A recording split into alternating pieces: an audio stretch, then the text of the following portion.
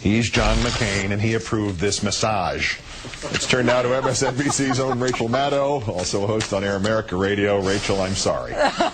It's all right. I can take it. There seem to be two options here and two options here only. He didn't know he was offering up his wife for something that makes a wet T-shirt contest look like the National Spelling Bee, or he did know he was offering up his wife for something that makes a wet T-shirt contest look like the National Spelling Bee. Yeah, which is worse, right? The single most damning feature of this clip for me watching this is that he's reading this off that music stand. I mean, these are prepared remarks, which means he thought in advance about nominating his visibly horrified wife to take part in a biker beauty pageant. I mean, if he thought about this in advance and wrote it down, are there other things that he rejected as too tasteless or gross, and that this one made it through? It blows the mind. Well, I am actually going to disagree with you for the first time. Somebody thought of it in advance and handed it to him. Is it not pretty clear from most of Mr. McCain's public speaking that he has not seen the script until he actually gets in front of the stage? There is that sense, but this is not the first time that he has said something. He has brought Cindy McCain in kind of a gross way up in his comments. Remember when he just recently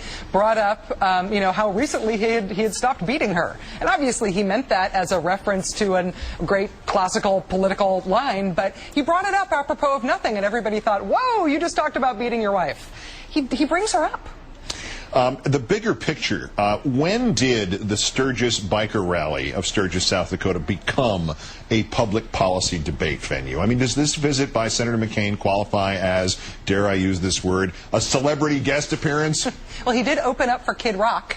So, which probably means that this gives a run for its money. The fact that the cameo in Wedding Crashers, or maybe when he played the creepy, overbearing husband guy on Saturday Night Live.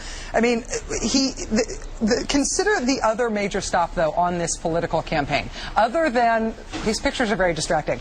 Other than Sturgis, the other thing he did is he went to the Enrico Fermi nuclear reactor, yes, yeah, which was the inspiration both for the movie China Syndrome and for the Gil Scott-Heron song We Almost Lost Detroit. Yeah. So it's been good stagecraft all around for Senator McCain. And also, maybe a somewhat serious point contained in all of this malarkey. On stage at Sturgis, he referred to preferring the roar of the 50,000 Harleys to 200,000 Germans cheering in Berlin. But in doing that, did he not sort of underscore the fact that those 200,000 Germans in Berlin actually showed up to hear Barack Obama speak, but the 50,000 bikers on the roar of their Harleys, they had shown up at Sturgis not to see John McCain, but to see, Kid Rock, Kelly Pickler, and a bunch of female wrestlers and other women not wearing tops? This is a critical and basic difference between the John McCain campaign for presidency and the Barack Obama campaign. Barack Obama creates large crowds when he gives speeches. John McCain's campaign has just figured out to find out where there's going to be a large crowd for another reason and to hope to slip their candidate in between other acts. What I want to know is, in light of tonight's events, if perhaps there is an overture being made at this moment from the McCain camp towards Paris Hilton about perhaps getting her some sort of role in the campaign, because she seems to be a pretty good campaigner.